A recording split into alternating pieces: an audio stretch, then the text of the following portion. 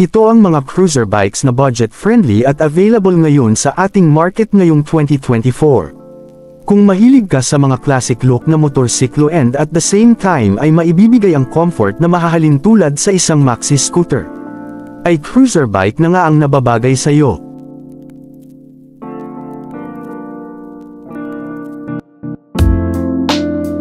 Paalala lamang na ang mga cruiser bike sa ating listahan ay mga small displacement lamang.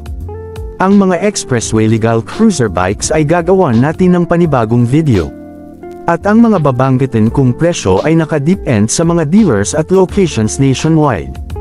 Let's start.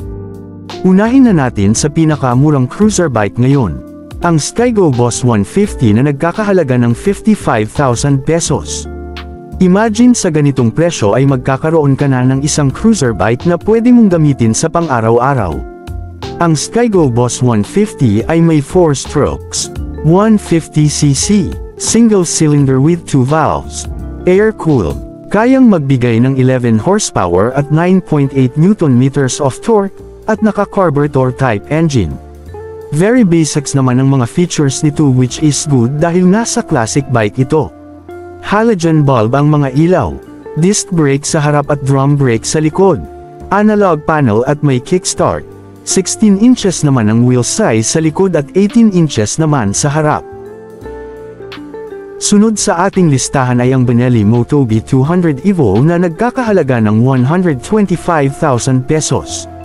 Meron itong 197cc, 4 strokes, single cylinder with 2 valves, oil-cooled, kayang magbigay ng 12.7 horsepower at 13.9 Nm of torque, at naka-fuel injected engine.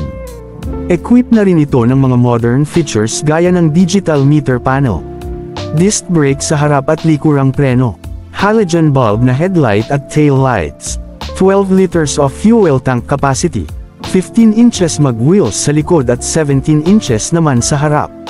Pangatlo naman sa ating listahan ay ang QJ Motors SRV 200 na nagkakahalaga ng 108,000 pesos. Sa forma at aesthetics ng cruiser bike na ito ay hindi sila nagkakalayo ng Benelli Motobi. Ngunit mayroon itong pagkakaiba sa mga features. Gaya na lamang ng kanyang mga ilaw na naka-LED na. Digital meter panel. Ang kanyang seats na sa tingin ko ay mas malapad at komportable kumpara sa Benelli Motobi. At ang kanyang fuel tank capacity na 14 liters. Sa kanya namang makina ay mayroon itong 4 strokes, 197cc, single cylinder, 2 valves, with a horsepower of 12.7 HP and a maximum torque of 13.9 Nm. Dual disc brakes na rin ang kanyang braking system sa harap at likod. 15 inches alloy wheels sa likod at 17 inches naman sa harap.